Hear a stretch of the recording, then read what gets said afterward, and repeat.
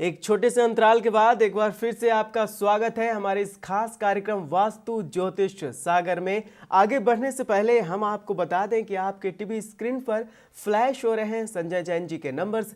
आप इनसे कांटेक्ट कर सकते हैं, साथ ही साथ ईमेल आईडी भी फ्लैश हो रहे हैं, इस पर आप मेल भी कर सकते हैं। कोई भी समस्या है सबका समाधान आपको मिलेगा, बस आपने कांटेक्ट करना है। सर, हमारे पास अगला मेल अशोक चतुर्वेदी जी के यहाँ से आया है और इन्होंने जो अपनी जन्म तिथि भेजी है वो है 1 जनवरी 1980। जन्म का समय दोपहर के 2:45, राजस्थान से मेल करते हैं। कहते हैं 5 साल शादी के हो गए हैं परंतु अभी तक संतान सुख नहीं मिला है, कोई ज्योतिषीय उपाय बताएं। अशोक जी, जैसा कि मैं देख रहा हूँ संतान सुख आपके भाग्य में ज़रूर है। आपका ये सोचना कि भाई 5 साल से नहीं मिला वो भी ठीक है। बाकी उम्मीद ये है कि इस साल में 1 वर्ष के अंदर अंदर आपको ये खुशखबरी मिलेगी। पहले तो आप ये निश्चिंत रहिए। दूसरी चीज़ ये है कि इसके लिए आपको छोटा सा मैं एक उपाय बताता हूँ। गेहूँ के कुछ दाने ले करके शिवलिंग पर 5 दिन चढ़ाइए और वहाँ पर कोई भी जो भी प्रसाद वगैरह बंटता है किसी भी मंदिर में, उसके थोड़ा प्रसाद लेकर के वो चढ़ाइए और उस प्रसाद को वहाँ पर घूमने वाले जो बच्चे होते हैं, जैसे छोटे छोटे बच्चे होते हैं, गरीब हो या अमीर हो कोई भी हो, उनको वो प्रसाद आप वितरित कीजिए। ये आपको 5 दिन करना है। ये 5 सोमवार को कर सकते हैं या 5 दिन लगातार भी कर सकते हैं।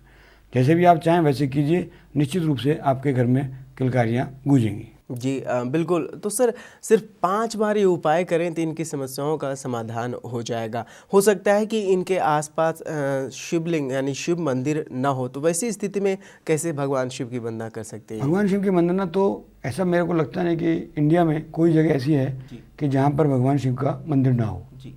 अगर वो बोलते हैं कि नहीं जी ये ऐसा है कि हमारे यहाँ नहीं है, तो उस जगह का मुझे नाम बता दें, क्योंकि ऐसा नहीं होता है। भगवान शिव भारत में क्या पूरे विश्व में हर जगह पर कहीं ना कहीं मंदिर आपको मिल जाएगा।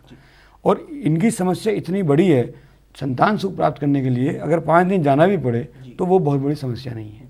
निश्चित रूप से आप ये उपाय कीजिए, 1 साल के अंदर अंदर आपके यहाँ किलकारियाँ हो जाएगी। जी बिल्कुल। तो अशोक चतुर्वेदी जी, शिवलिंग पर चढ़ाने हैं गेहूं के दाने और साथ साथ जो उपाय बताए गए हैं वो कीजिए। अगला मेल हमारे पास नितिन सिंह जी के यहाँ से आया है। इनकी जो जन्म तिथि है वो है 1 मई 1982 और जन्म का समय दोपहर के 3:40 पर और कोयम्बटूर से मेल करते हैं।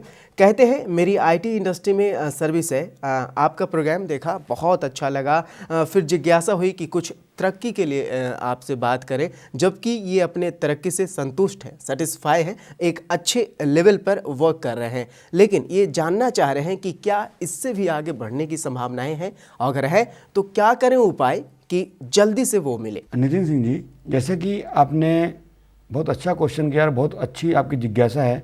जिस भी स्टेज पर आप हैं वहाँ पर कभी भी संतुष्ट नहीं होना चाहिए। व्यापारी को या जो जॉब करने वाले व्यक्ति हैं उनको, या जो कमाने वाले व्यक्ति हैं उनको जीवन में कभी भी सेटिस्फाइड नहीं होना चाहिए। सेटिस्फाइड क्यों नहीं होना चाहिए? क्योंकि सेटिस्फाइड अगर हम हो जाते हैं तो हमारी तरक्की वहीं तक रुक जाती है। निश्चित रूप से जानिए, बहुत अच्छी इनका क्वेश्चन है कि ये सेटिस्फाइड होते हुए भी अभी आगे और तरक्की करना चाहते हैं, क्योंकि तरक्की की कोई सीमा नहीं होती कि वहीं तक हम रुक जाएं।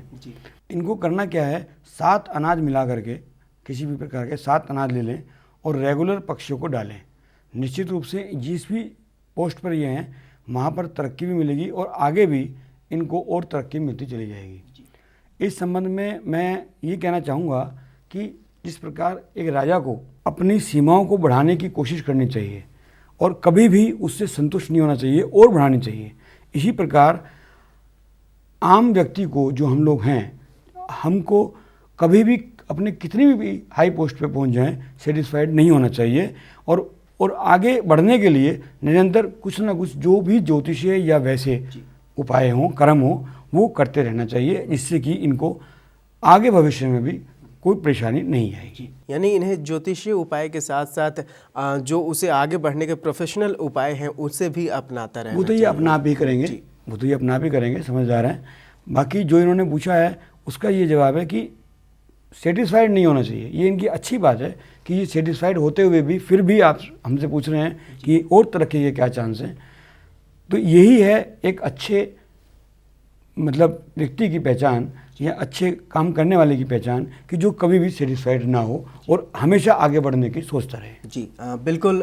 मैं इनको खुद धन्यवाद दूंगा, बल्कि जी ये मुझे देते हैं, मैं इनको खुद धन्यवाद दूंगा। जी बिल्कुल। तो नितिन जी, सेटिस्फाई नहीं होना है, क्योंकि जहां हो गए हम सेटिस्फाई वहीं पर हमारे जो सक्सेस है वो रुक जाएगा। तो आपको जो उपाय बताए गए हैं वो कीजिए, आप ज़रूर इससे भी आगे जाएंगे। हमारे पास अगला जो मेल आया है वो अतुल सक्सेना जी के यहाँ से आया है, और ये दिल्ली से मेल करते हैं, और इनकी जन्म तिथि है वो है 25 फरवरी 1973।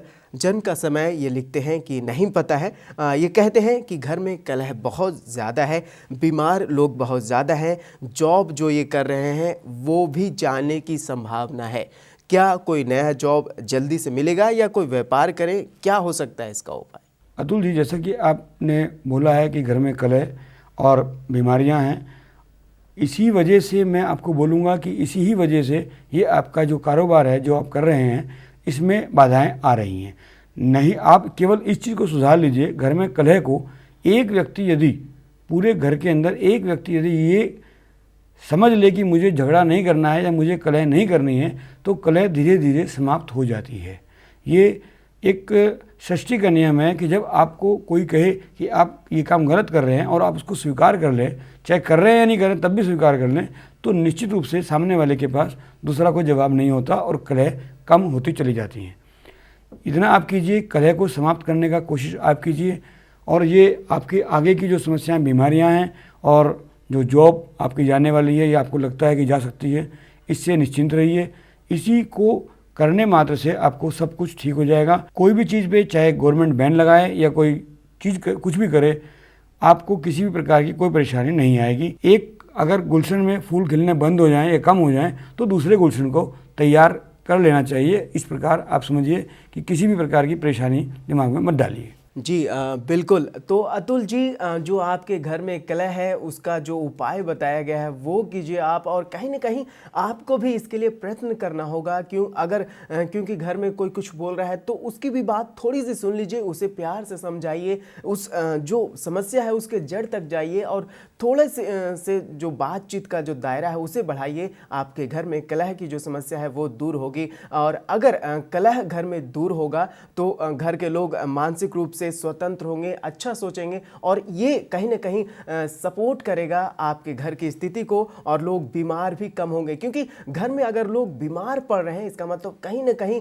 नकारात्मक ऊर्जा है, लोगों की सोच कहीं ना कहीं गलत है, वो गलत सोचते हैं एक दूसरे के प्रति। तो ये चीज़ें कहीं ना कहीं प्रभाव डाल रही हैं घर के विकास में। तो इस पर दीजिए थोड़ा सा ध्यान, आपकी समस्याओं का होगा समाधान। लेकिन जाते जाते हम एक बार फिर से आपको बता दें कि आपके टीवी स्क्रीन पर फ्लैश हो रहे हैं संजय जैन जी के नंबर्स। आप इस पर कांटेक्ट करके अपनी समस्याओं का समाधान प्राप्त कर सकते हैं। ईमेल आईडी पर भी आप मेल कर सकते हैं, अपने घर का नक्शा मेल कर सकते हैं, अपनी जनपत्री मेल कर सकते हैं, और पूछ सकते हैं जो आप पूछना चाहते हैं। अगर आपको लगता है कि पर्सनली मिला जा सकता है तभी समस्याओं का समाधान होगा, तो आप कांटेक्ट करके उनसे अपॉइंटमेंट ले सकते हैं।